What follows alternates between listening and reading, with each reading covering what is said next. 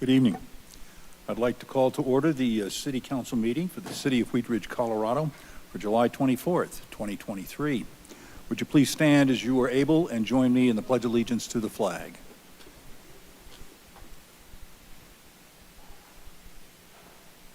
I pledge allegiance to the flag of the United States of America and to the republic for which it stands, one nation under God, indivisible, with liberty and justice for all.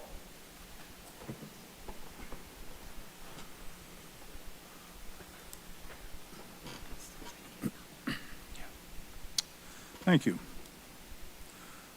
Let's see. Would the clerk please call the roll of the members? Rachel Hulteen. Present. Scott Ohm. Here. Corey Stites. Here. Janice Hoppy. Present. Amanda Weaver. She had an excused absence tonight. Judy Hutchinson also has a family problem. Yes. Is Val with us on screen? Okay. Mr. Mayor, we have a quorum present. Okay. Did you call Leah Dozeman?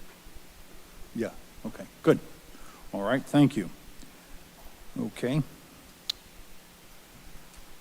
Counselors, you have several documents, minutes, and study session notes. You have the City Council meeting minutes of June 12, the minutes of June 26, and the minutes of July the 10th, and study session notes for June the 5th, special study session notes for June 12, June 26th, and July 10th in your package.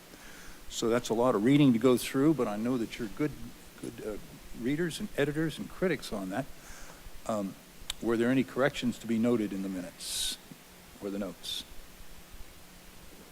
Hearing none, we'll let the minutes and notes stand approved with our thanks to the clerk. Are there any changes to be noted in the agenda? Hearing none, we will continue with the agenda as presented. And we have one proclamation this evening, and I'll go to the podium.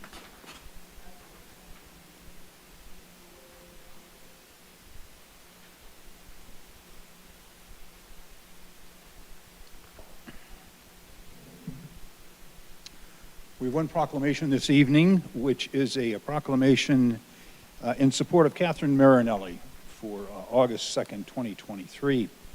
And whereas Catherine Marinelli serves as the executive director of the Metro Mayors Caucus, a regional association of 38 mayors from the 7-county Denver metropolitan area formed in 1993 and representing a population of more than 2.6 million people.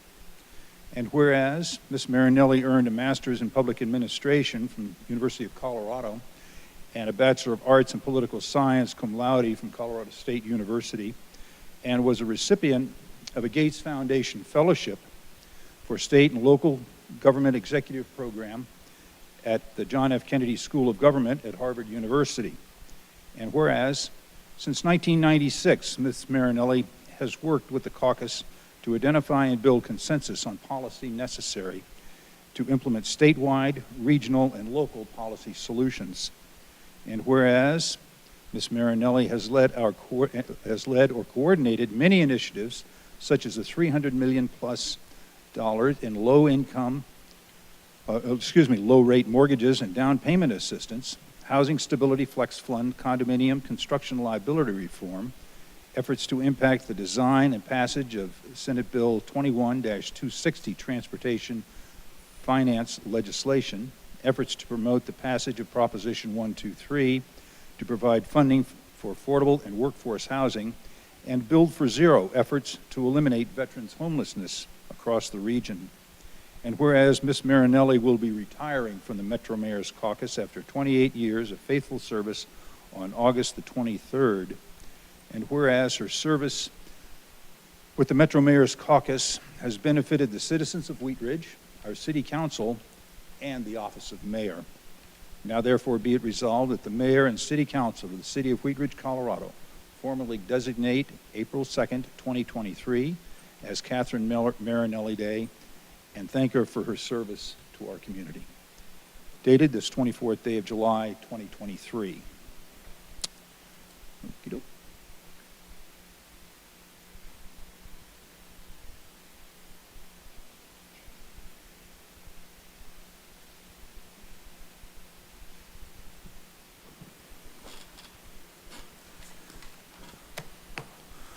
We are now at our public's right to speak, where citizens may come and address the council for 3 minutes on the council items, on any item which we are not having a public hearing or that we're going to discuss.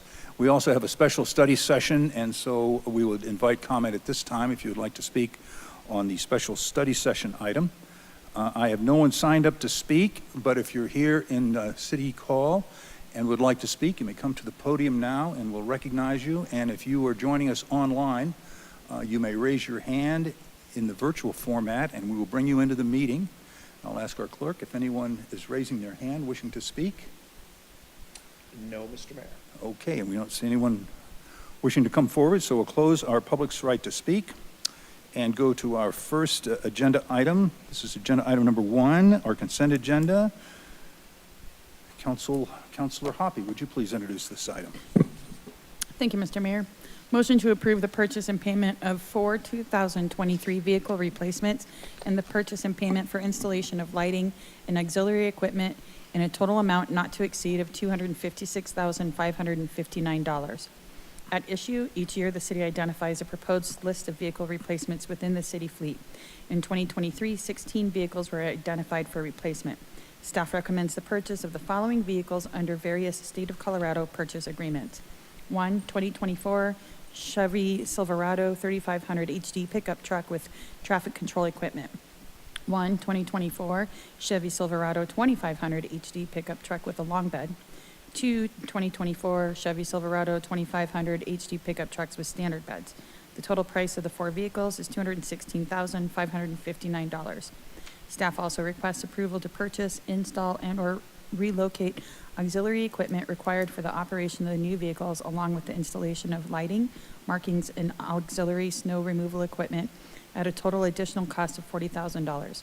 Therefore, the total requested amount is $256,559. These funds for these purchases are budgeted in the 2023 Public Works Department budget for fleet replacement.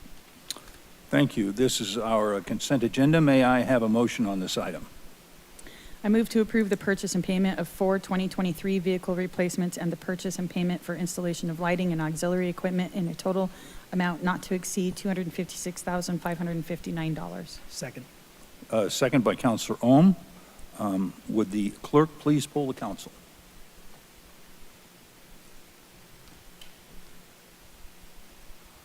Mr. Mayor, the motion has passed 5-0. Did somebody not? Oh, that's right, Valerie is. Miss, Sorry. So it's actually 6-0. Thank you. Oh, that's 5. 5 will work. Sorry, I'm counting you, Mr. Mayor. That's okay. You know, I love to be included, but not for the count. Thank you. We will go to our second agenda item. Councilor Ohm, would you please introduce this item? Thank you, Mayor. Council Bill number 17-2023, an ordinance reappointing presiding municipal judge Christopher Randall and approving a presiding municipal judge services agreement. At issue, the city's home rule charter provides for appointment of the municipal court judge for a term of 2 years. The current term of presiding judge Christopher Randall expired on June 30th, 2023. Thank you. This is an ordinance on second reading. It is a public hearing. It is not quasi-judicial. I'm going to open the public hearing. And Mr. Goff, do we have a staff presentation on this item? We do. I'll turn it over to our city attorney, Jerry Dahl. Mr. Dahl. Thank you, Mayor. We do have Judge Randall here. He's served for a very long time at the city, and as the information packet indicates, the judge is appointed for a 2-year term, is not an at-will employee as other employees of the city are, for very good reasons, so that you don't have a judge that if someone decides they don't like the decisions he's rendering, then the performance is really based upon his abilities as a judge, and you need to have that continuity in that position. The judge has provided to you a services agreement, which I've seen and reviewed and approved, but I'd ask that you give the judge a few minutes if he wants to address you. You've got information from him in the packet, but it's not often that the judge gets to see you, and the reverse is also not often true. And I very much appreciate the judge having the opportunity to interact with you and tell you about the business of the court, which, as the judge, I think, has often said in the past, is very often the only experience that some residents of the city have with the city of Wheat Ridge. And so they derive their entire impression of the city of Wheat Ridge from the few minutes that they might spend in court. And I have great respect for the role that the judge plays in presenting our city to the residents. And I'll stop stealing his thunder and let him tell you about that. Judge? Okay, Judge, well, it's Yeah, nice to have you here, and certainly rather have you here than on the other side of the bench. Thank you, Mr. Dahl. Good evening to everybody. Good to see everybody. As Mr. Dahl said, I've been here a while. I've been here 20 to 21 years. Before that, I was with Aurora Municipal Court part-time. And then I was first licensed to practice in mid-80s, something like that. So I'm now the senior municipal judge in the state now. We just had a retirement of Judge Cook in Boulder. She had been on the bench longer than I had, but she retired a couple of months ago. So now I'm it. So I'm the old man on the bench now. Over the last few years, we've had, I'm going to call them courts. You know, we had the COVID court, and court stayed open during COVID. Now we had to cut back, fewer people in court, people wore masks, that type of thing, but we stayed open. I think the only time we did not have court was a week when the city was closed down, but otherwise we stayed open during COVID. Then we had the cyber incident, we stayed open. What was interesting is we went in the basement, we have a lot of forms, a lot of documents, a lot of things that we issue, and somebody found a typewriter, one of those IBM Selectrics, and we used that to type forms during the cyber incident because nothing worked. So didn't close during that incident. We've had virtual court, so it's not for everybody, it's not for every type of hearing, but we still hold virtual court where people call in from wherever, as long as they have they've got a computer that has a camera and a microphone on it. And I think we're going to be doing more of that. State courts are definitely doing more virtual court. You folks know we have the homeless court, and still going strong. I think we've had it now 2 years and maybe 3 years. And what staff is looking at is doing a community court. It's difficult to get homeless people in. Either they don't want to come over here, they're scared they're going to be thrown into jail, whatever. There's not a whole lot of attendance at the homeless court here. So staff is looking at having an outreach court or a community court. And the way that would work would be that there'd be somewhere in the city where there'd be a laptop staff, and I would be here, I would remain here, and then they would attend court, whatever it is, we set up that community court. So I think that's something that we'll probably do this year. Lakewood's doing it. I think Arvada is doing something like that, and a couple other of the big municipal courts are also doing something like that. So we shall see how that goes. We used to have court Tuesday, Wednesday, Thursday. Now it's required that I see prisoners on Monday and Friday. So now court is really full-time Tuesday, Wednesday, Thursday, and then a half-day Monday, Friday. And we have been holding court, I'd say almost every Monday and almost every Friday. There's a requirement to see people in custody within 48 hours. Some of the courts are holding weekend court, we're not. We're seeing people late on Friday or on Monday to avoid that weekend court. You know, it's a staffing issue, it's a hassle to hold a weekend court. You have to have an attorney, you have to appoint defense counsel, you have to have a city attorney.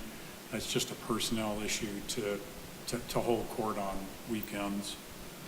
Some of our projects and principles, one of the things I've always been strong on is collecting restitution for injured victims.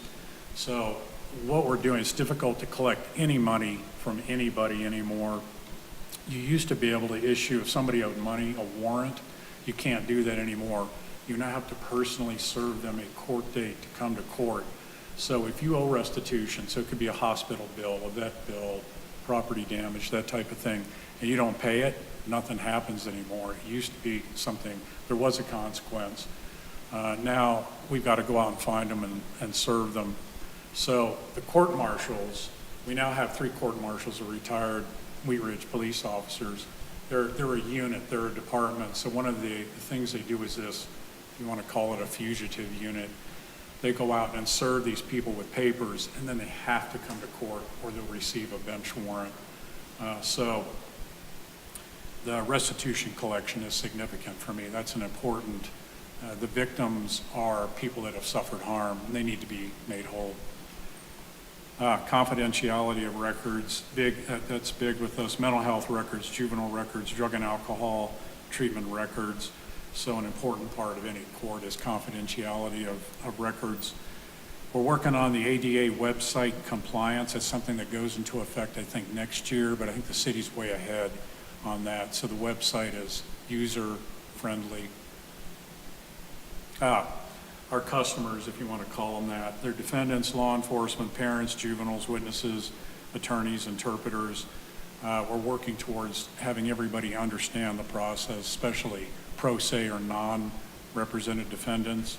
So there's procedural due process along with substantive due process. And you folks have been approving the Special Populations Fund. It was $5,000, I think it's $10,000 now. And it's to pay for whatever needs to be paid for indigent persons. But that's typically a drug and alcohol evaluation, classes, programs, UAs, that type of thing. And we're still using that, and that's still important to the court. And if you've been next door, you saw we put in it's called a bar, but when I told Patrick we put in a bar as a joke, he thought I meant, a liquor bar, but it's actually the railing that goes across the courtroom, so we've added that. We're going to do some other office upgrades too. We're working with Dan Byer, Maria, her department, and a contractor. We're going to remodel the offices, use the space better, so that'll be happening. I don't know that it'll start this year, but we're doing the design work now on that.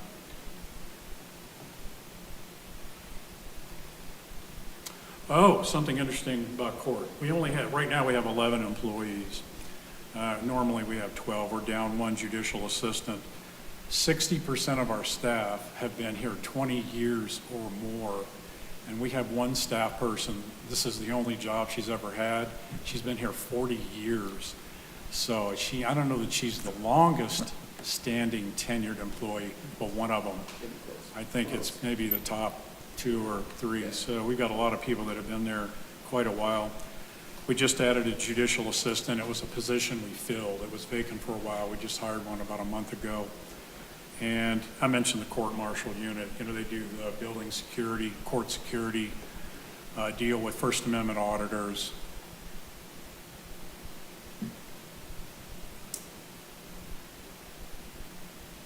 And I know I've mentioned to council, I think the last time I was doing this. This is an interesting court in that, we have 3 cities around us, state highways, we have a diverse population, we have a lot of homeless people that the law enforcement has to deal with, a lot of mental health issues, substance abuse issues, that type of thing. So this is pretty beefy municipal court. It might be a small city, but our customer group is the entire metropolitan area.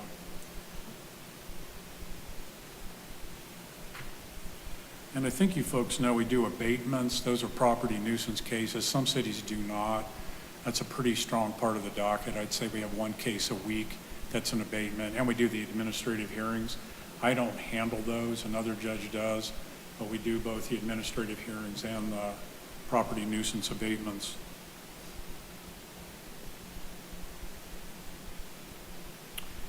I think that's all I've got, unless you folks have any questions. Anything I missed? Okay. Before we go to questions from council, I will invite the public to speak on this. I don't have anybody signed up to speak, but if you're here and would like to speak, you may do so now, or if you're joining us online, raise your hand and we'll bring you into the meeting. I'll see if anyone is raising their hand. Nobody online. Okay, then we will close our public's question opportunity and go to questions from council. Any questions for the judge? Councilor Stites.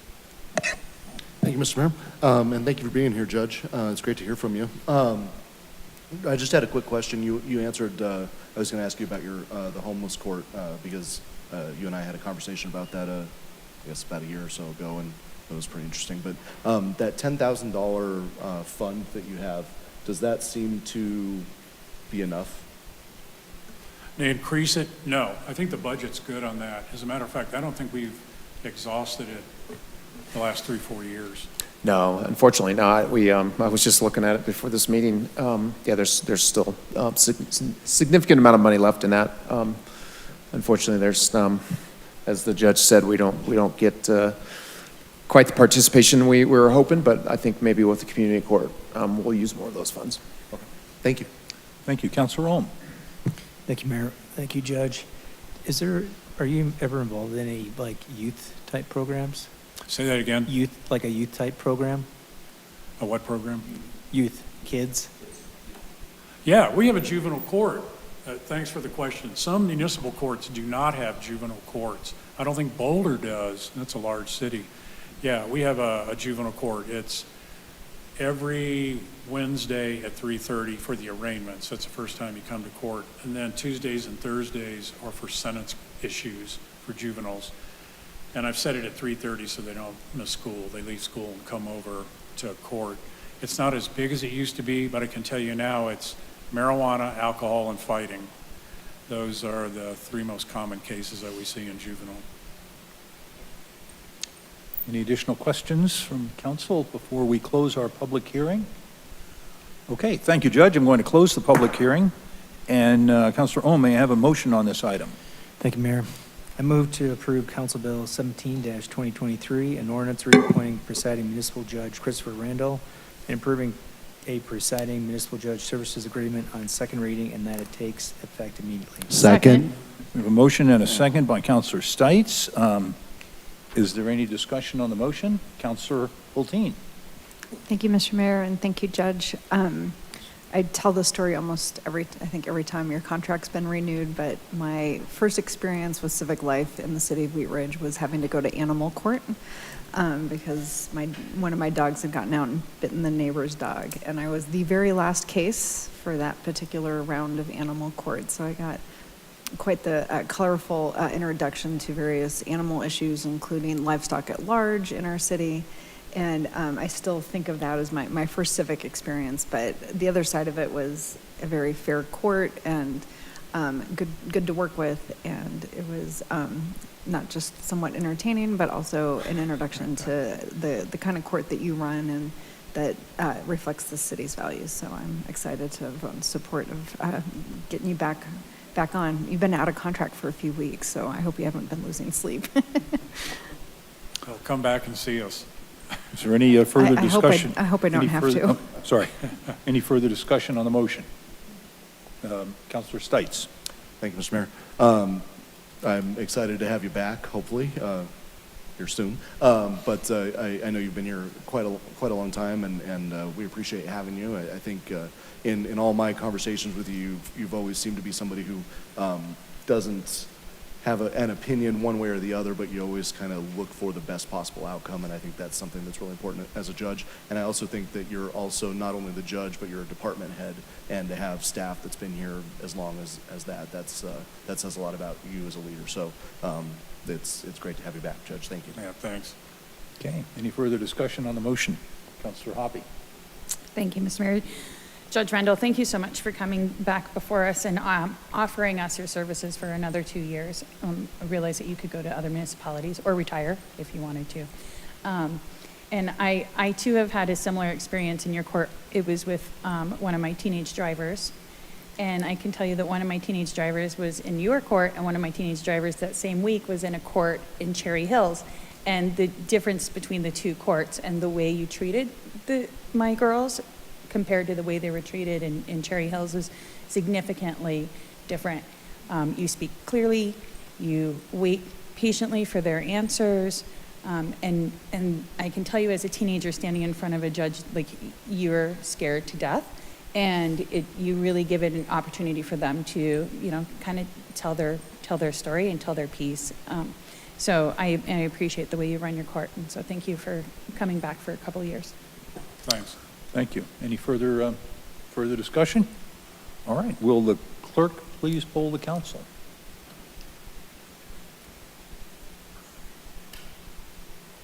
Mr. Mayor, the motion has passed unanimously, 5-0. Thank you very much. Thank you, Judge. We appreciate you having you here. Thank you. Look forward to another couple of years. We will go to agenda item number 3. Counselor Hulteen, would you please introduce this item? Thank you, Mr. Mayor. I'd like to introduce Council Bill number 18, 2023, an ordinance approving the sale of certain property owned by the city located at 7575 West 44th Avenue. At issue, the city purchased the Bank of the West property located at 7575 West 44th Avenue in January 2021 for right-of-way required for the improved Wadsworth project. After the necessary right-of-way was dedicated for the Wadsworth project, a remnant parcel of 15,435 square feet and a structure remains.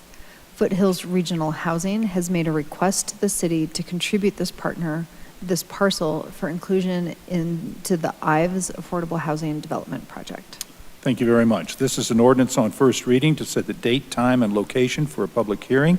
May I have a motion on this item? Yes, I move to approve Council Bill number 18, 2023, an ordinance approving the sale of certain property owned by the city located at 7575 West 44th Avenue on first reading, order it published, public hearing set for Monday, August 14th, 2023, at 6:30 p.m. as a virtual meeting and in city council chambers, and that it take effect immediately upon adoption. Second. We have a motion and a second by Counselor Hoppe. Will the clerk please poll the council?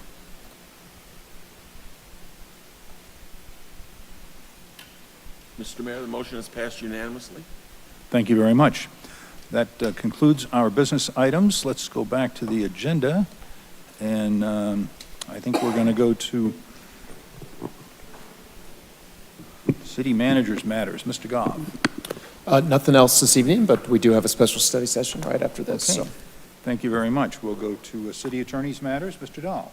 Nothing tonight, thank you. Thank you so much. We'll have Elected Officials Matters, and I'll start with our, let's see, we have a counselor joining us online, and I really appreciate her being with us. Anything tonight, Counselor Nosler-Beck?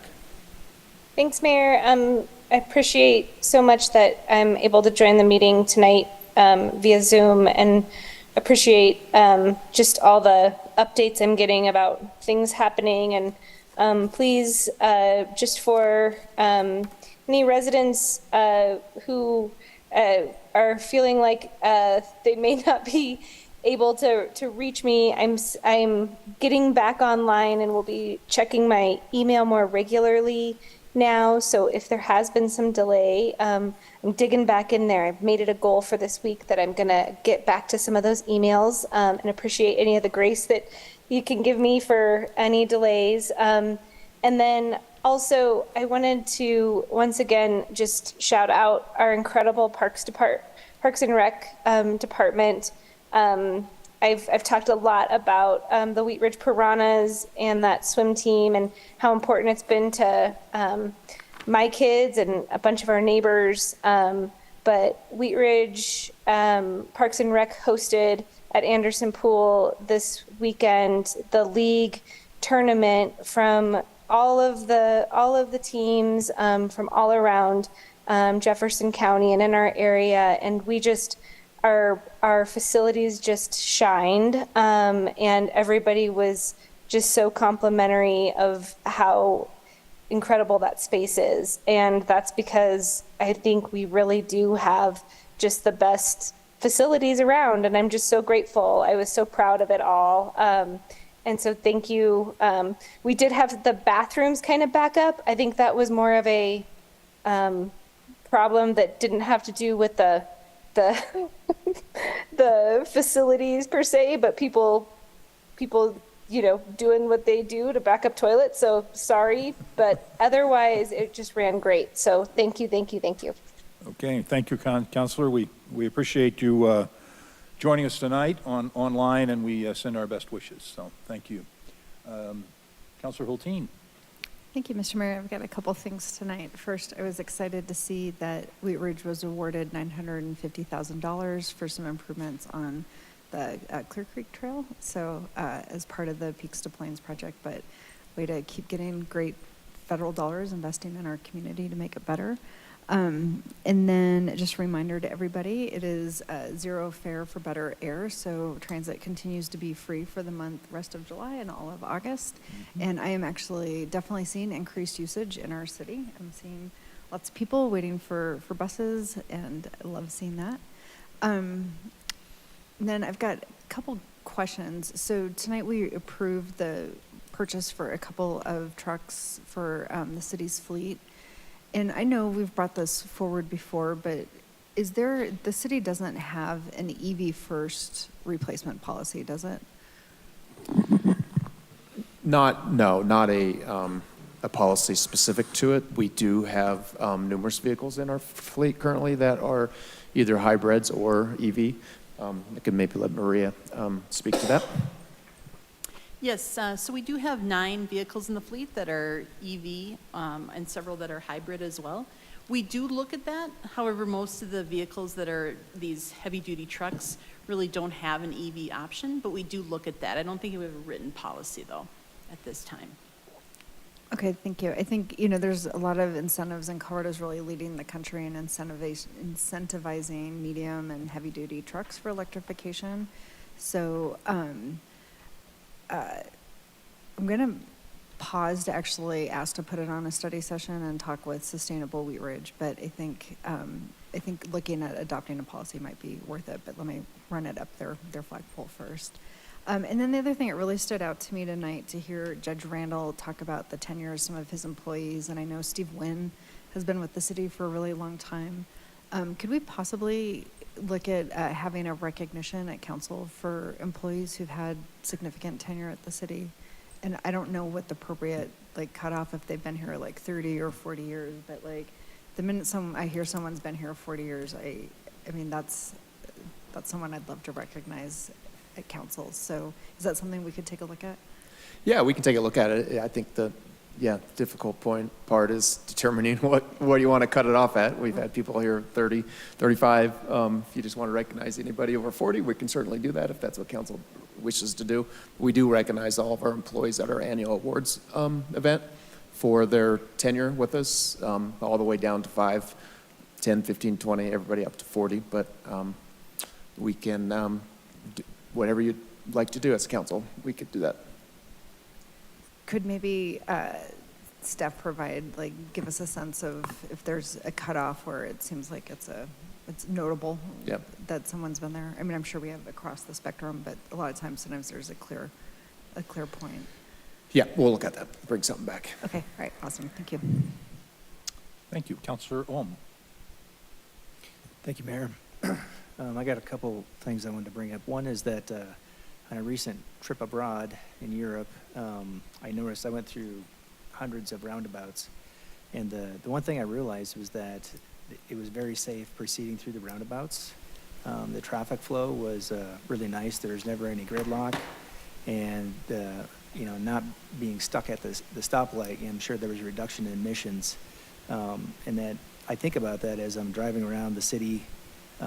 And just even on the minor arterials, like along 38th or 44th, and I'd really like to advocate, as reasonably as possible to convert some of these areas. In my neighborhood, I can't tell you how many times I've been waiting on Allison Street waiting for their light to turn green, and after a few seconds, somebody's blowing through 50 miles an hour on 38th. And I feel like, a roundabout, if it fit there, would be a really good solution, because the roundabouts go counterclockwise. It's those left turns, the T-bones that really cause a lot of issues. And how many times out of my day am I stuck at a stoplight, traffic's not moving? It was amazing to see how much traffic just continually flowed through Europe, and there was a lot of density there. So that's something it was really kind of an epiphany of wow, they're doing something really, really well. And it's not just France. I'm aware that City of Loveland has, I think, approximately 59 roundabouts that they put in their city, and it's made a big difference. And so we're kind of, I know we might, we're kind of new to this, but I would really strongly advocate for roundabouts. The other thing I just wanted to bring up real quickly is that I have it on very good authority that the city's lifeguard program is really well run. And this is speaking, I have a family member that has gone through the training, and that how supportive staff has been working with everybody on, through that program. So a big congratulations to the Parks and Rec Department. It's really amazing, and you just don't realize that until you start hearing the details of, the constant training on a weekly basis that the lifeguards must go through. And so I really want to commend the staff at the Wheat Ridge Parks and Recreation Center for what they're doing for this lifeguard program. Thank you. And the last thing I want to bring up was Wheat Ridge Cyclery, I just found out, has 2 different levels of bike rides on Wednesday nights that I'm going to try to do, and they meet up afterwards at New Image Brewing. So if you want to see some details, please go to the Wheat Ridge Cyclery and see those details. Thank you. Thank you. Councilor Hoppy. Nothing tonight, thank you, Mayor. Thank you. Mayor Pro Tem Stites.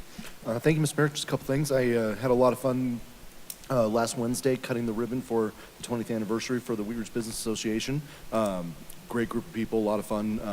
Got to see a lot of people from that were on the board when it first started, and kind of the founding members from 20 years ago. It was pretty neat to see. And Esther's did a great job as usual hosting the event. So great job, and congratulations to the Wheat Ridge Business Association, and hopefully another 20 years of great support from the community. And then the mayor, Councilor Hutchinson, and I got a chance to eat some bundt cakes at Nothing But Bundt Cakes, which is a new business at the Applewood Shopping Center. So I got to tell you, I'm not a big baked goods fan, but those things are pretty amazing. So if you're looking for bundt cakes, try to find it in Wheat Ridge. Thank you. Thank you, and I'll echo Mayor Pro Tem Stites. Bundt cakes are really good, and even the Nothing Bundt cupcakes are good too. So we had a really nice morning opening that store, and I hope you'll be able to stop by there. And it's still summertime. Our kids are still out playing not in the street but adjacent to the streets, and I hope you'll drive slowly and carefully through our city, and just be careful out there. So if there's nothing else to come before us, we will adjourn this meeting. And thank you. And we're probably ready to roll for our special study session. Okay. I was so excited I came up here early. Let me get Jeff here.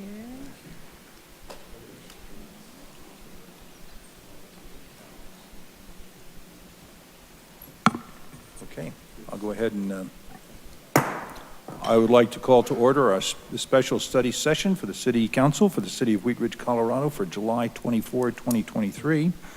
We have one action item, a comprehensive plan and other planning efforts update. And we've already invited the public to speak on this. So, Mr. Goff, I'll go right to you for Great, thank you, Mr. Mayor. presentation. Yeah, we'll turn it over to Lauren Mikulak, our Community Development Director. Okay. Thank you. I'm here tonight with a pretty big staff team. We've got Jeff Hurt online, Janet Easley, our new planning manager. I think you all got to meet her when I was out. Karen O'Donnell, representing Parks and Rec, Maria DeAndrea from Public Works, and Steve Art in Economic Development. And the reason we are all here before you is because we have a lot of planning to do in the next couple years to cover a variety of topics. The comp plan is sort of out in front of some of those in terms of timeline. And before we go to a request for proposal, we want to advise you of sort of what we're thinking and where we are and how we're going to coordinate all of these variety of planning efforts. We don't have any specific discussion questions tonight, just want to get your comments on the direction we're heading, particularly as we're each sort of refining our scopes of work. So we'll jump in first on comp plan. I just have a few slides tonight. So a comprehensive plan, as I think many of you know, but it's been about 15 years. It's our highest level planning document. It's an overarching plan that sort of spells out the vision of a community's future based on where we are today, where we want to be in the future, and what we value as a community to sort of guide us between now and then. It's important because it's required by the state law, but it's also really important because it really underpins a lot of the policy making and decision making and zone changes and budgeting and code amendments that happens in their intervening years between each comp plan update. There's a big focus on values. That's why each community is unique in how they put together their comp plan. You're seeing the thumbnails of our neighboring communities there, each of whom adapted their updates in the last 10 years or so, 2014, 15, 17.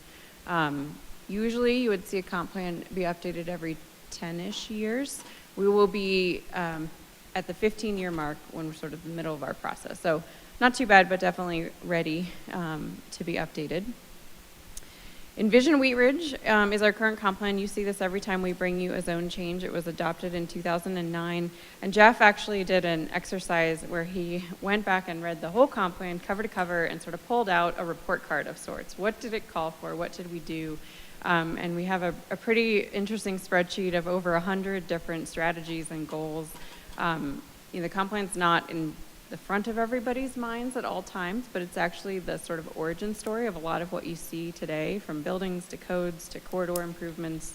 So we pulled out a couple of key victories, I would say, from the community that again have their origin in Envision Wheat Ridge. So the 30th Avenue Main Street vision is based in the comp plan, and it called for a sub-area plan that made that more specific. Called for a few different sub-area plans, actually, 38th, 44th, and the transit station. We got all of those completed. It called for more investment in bike ped planning. In 2009, much of the city was not interested in sidewalks and bike lanes, and the 2010 bike ped master plan was kind of the first of its kind for Wheat Ridge. It identified some key investment sites. Clear Creek Crossing is very much articulated as a mixed-use development in the comp plan. The vision changed over time, and that's fine. We know that we don't have a crystal ball when we do this kind of effort, but at the end of the day, it communicated clearly that we want to have investment in there, both public and private, and that informed a lot of our decision-making and budgeting over the last 15 years. And then finally, a lot of our code amendments originate in the comprehensive plan. So that was the first time that we said we need an alternative to plan developments. It called for mixed use. We spent a couple years creating the mixed use districts. And smaller code amendments too. So the ability to have farmers markets and produce stands actually originates in the Envision Wheat Ridge, where we valued urban agriculture. So it's relevant, but it's probably time for a brush up. We've been doing a lot of engagement and planning over the years, and you all know that. We summarized a lot of that in your retreat at the start of the year. When we have evolved our approach to engagement, so we're not in the business of saying thank you for engagement and sort of close that chapter, move on to the next. We're really viewing this as kind of a continuum. So the Let's Talk program has been involving a lot of 1,500 residents at the neighborhood level. We've got a lot of very specific comments about potholes and street corners, but actually a lot of common themes as we're wrapping up the last of our 9th and 10th neighborhoods. And it's a really good time to sort of rebrand Let's Talk to shift from geography to more themes. So we plan on retaining the Let's Talk brand into the comp plan and just sort of broadening it up to Let's Talk Wheat Ridge to be able to build off of what we've heard so far and kick off the comp plan essentially with a really good foundation of engaged neighborhood champions. It also allows us to invite a variety of conversations on other topics. This is not a logo, but just meant to say we can, segue that to Let's Talk Parts and Let's Talk Business. We're all here tonight because we realized that we have a lot of overlapping engagement efforts. Jeff started convening this whole team a couple months ago so that we could coordinate and make sure it was clear to the public when and how they plug in on sort of the topic of their choice. The comp plan will be pretty high level, and if you want to talk the nitty gritty of stormwater, we can direct folks to sort of when in the process that would be appropriate. Probably won't use Let's Talk Trash, though we have talked about that potential. So just know that you'll be seeing a lot of the term Let's Talk over the next few years. Closing the loop on the comp plan, because we are writing that scope of work right now. We hope to go to solicitation here soon. I think you probably know the key elements of a comp plan are pretty foundational. We're talking about vision and values, the policy statements related to your built environment. Land use and transportation are inextricably linked. The one thing that is sometimes tricky, again, is having folks zoom out and think into the future. So our 20-year horizon is 2040 to 2045. It's hard to imagine what each of us looks like and our community looks like at that point in time. So when we think about land use and mobility, it's really high level. We're not trying to update the bike ped manual. There's a lot of things in there that we haven't done yet. We have a really long, great list, wish list of CIP investments. We'll be looking more at how we make sure that our transportation network grows in lockstep with our land use plan, and help affirm priorities and community support for different types of mobility investments. We'll obviously have a really heavy focus on community engagement, and I think we're all sort of looking forward to this challenge of engagement over the next few years, since we've increased our skill set internally in that regard. Specific elements of a comp plan are really going to reflect a lot of the things we've been hearing over the last couple of years that need a little bit more vetting. We know that people value community character. We've heard that a lot, but we don't really know what that means. We need to figure out sort of how do we plan for the growth pressures that come with being a first ring suburb of a booming metropolitan area. We can't sort of build a fortress. We can steer growth in certain areas, and create stability in other areas. And we can continue the conversation in terms of how that impacts affordable housing. We had some unanswered questions in the affordable housing strategy that we'll continue to have conversations in the comp plan. Commercial corridor improvements continues through the NRS and Let's Talk to be important to the community. So we'll update and further goals related to key corridors. Neighborhood commercial areas actually came up in the NRS and in Let's Talk in terms of folks wanting more third places, is what it's called. So a daycare or a coffee shop or a dry cleaner. We don't have zoning that supports that, and we need to understand sort of where people vision that to be so that we can then change zoning and write code to sort of see that vision come to life. And certainly we'll write the scope to incorporate these types of elements and create plenty of space for the community values and conversations that will likely shape our ultimate outcome here. So again, our goal for tonight is just to sort of preview what we've been doing and what we're thinking in terms of schedule. We are at a transition point as we wind down the Let's Talk program in the Lutheran Crown Hill neighborhood and the North I-70 neighborhoods. Right as we're ready to ramp up the comp plan, we're actually kind of in transition as a staff too. Jeff Hurt is on the Zoom. He's departing the city. This is actually his last week here. So we'll thank him for his work on Let's Talk and the work he's done to sort of get us to tonight. We will advertise a request for proposal for a consultant in the next month or so. We will advertise to fill Jeff's vacancy, so we have a city project lead as well. We're working on a communication schedule. Our goal is that people know what a comp plan is before we're asking them to weigh in on a comp plan, which will start at the end of this year and the beginning of next year. Our work back schedule is really driven by our goal of having this hopefully adopted by the third quarter of 2025. And then we'll sprinkle in more detail on some of these other planning efforts as we get further along in the next year or so. That's all I have. We've got plenty of people here to answer any questions you might have. I will stop sharing my screen now. Okay, thank you, Ms. Mikulak. We'll go to questions from council. Councilor Hoppe. Thank you, Mr. Mayor, and thank you for the presentation, Lauren.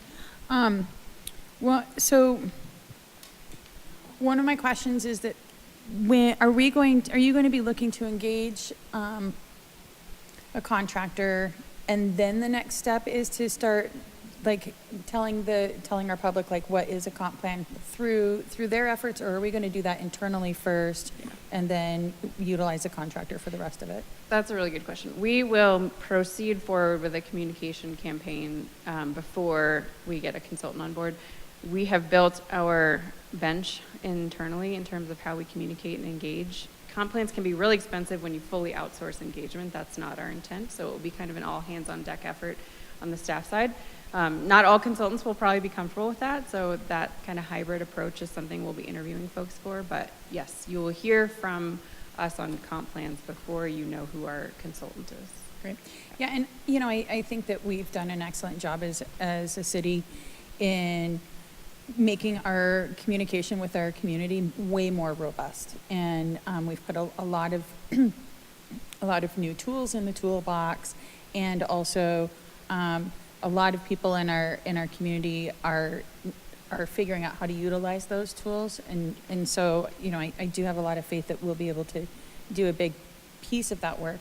I guess what I'm wondering is, are there any, and we've got the toolbox, are there any other strategies that we're considering that we're, after doing like Let's Talk, we were like, oh, maybe this could be another strategy to communicate with our community?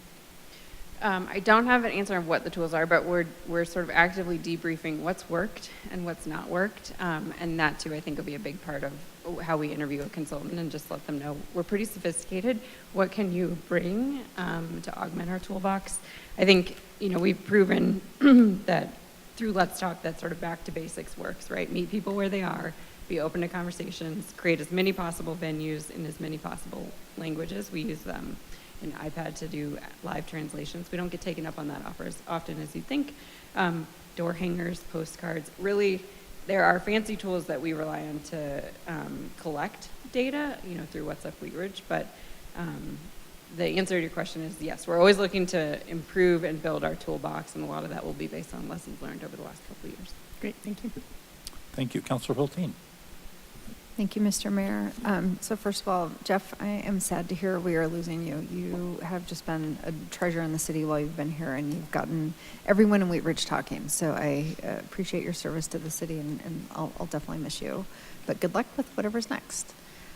So a couple of things, a little bit building off of what Ms. Hoppy was just talking about. You know, Bel Air's Let's Talk will be over 2 years old by the time you start this. And I can tell you, like, from standing on my corner, I can see 7 houses that have turned over in that time. So I just want to recognize that, you know, I know that you will be doing this, but, you know, the people who have engaged in Let's Talk, at least in my neighborhood, there's a lot of turnover of people who may not be aware of that. So Yes. just recognizing we need to rein people in, and I know you guys are thinking about that.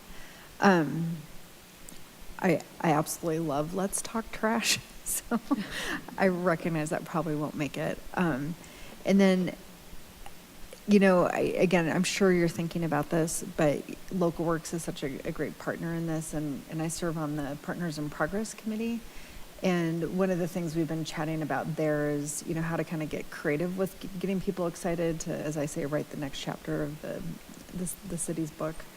And so just, I'd encourage us to engage Local Works also on the prep work and engaging our community. And how do you not think about complaining about the thing that bothers you most down the street from where you live, but what's the vision that you'd love to see yourself in a little further down the road. So, and other than that, I am really excited for the comp plan update.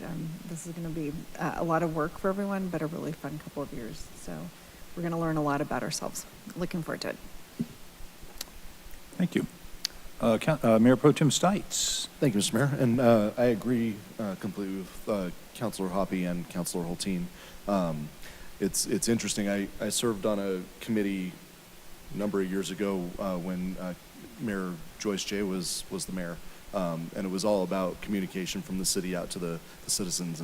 And you're talking about, like, the robust tools we have now, and we didn't have that back then.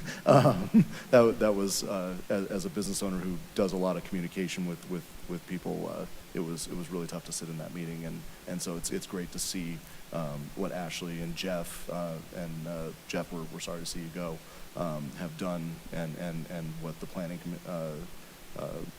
department and everybody has done with outreach over the last few years. And as somebody who served on the NRS as well, it's great to see the first round of the Let's Talk program be so successful, and us see a lot of results from that. And as it transitions into maybe something else, I like the branding of the Let's Talk, and I do like the Let's Talk Trash as well. The more memorable you can make it, I think the more it'll stick out for our residents. So the more we can make it, you know, less city talk and less planning talk, the more we can get it down to the level of where those people want to engage. I think that's going to be a big part of that. So I love the direction that all this is going, and I think it's going to be huge for our community going forward. So thank you for all your efforts, and again, Jeff, we'll miss you, and thank you for all you've done with this program. So thank you. Thank you. Councilor Rome. Thank you, Mayor. Thank you, Jeff, and the staff for all your efforts on this program. This has been amazing to gather all this data.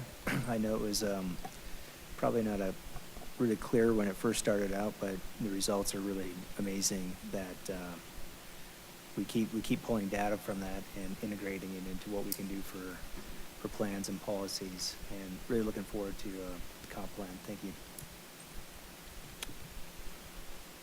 I'll say thank you also. You know, when you look back at where we were, in 2009 when we did this last comp plan, we're a really different city in a lot of ways, and hopefully we're a different city in a lot of good ways and better ways. And I think we still have a lot of elasticity in our thinking and in our ability to do things and to really reach out and I hope help make a city that our grandchildren are happy to live in, and that we really do it right. So I'm excited. Jeff, I want to thank you for the work that you've done in our group and on our planning department. You've done some great work, and I wish you a lot of luck in your next endeavor. So anything else on this study session item? That's good. Thank you, Lauren, for a great presentation. Thank you. Okay, that was our one item. We'll go to staff reports. Nothing else this evening, Mayor. Thank you. Okay, then we'll go back to elected officials and probably start with our Clerk Kirkpatrick. Thank you, Mr. Mayor. Just a quick reminder that the Cultural Commission's Art Drop event continues this coming weekend and the following weekend. So you still have several opportunities to find an original piece of Wheat Ridge artist work at various places around the city. Look at our Facebook page and you can see exactly how to play. Encourage teenagers and kids to engage in this as well. Thank you, Mr. Mayor. Thank you very much for bringing that up. I think that's a great program Local Works has going. So, any other reports from council? Councilor Hulteen. My goodness, I forgot the Happiness Gardens report earlier. Okay. So I've got bad news. It's not a good year. It's not looking good for the tomatoes at Happiness Gardens.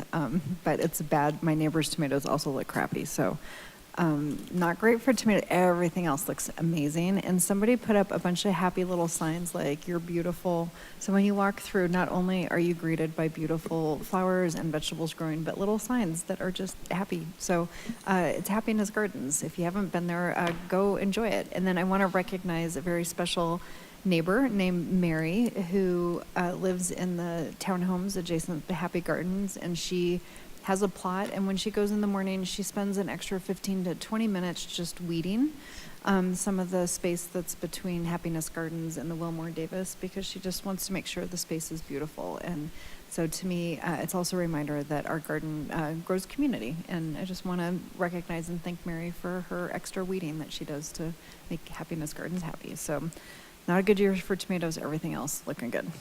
It's a pretty good year for weeds, though. In my garden. Anything else to come before our study session before we adjourn? Thank you all for being here. We will adjourn. I hope everyone drives home safely, and we will see you back here not next week, 2 weeks from tonight for a study session. So thank you.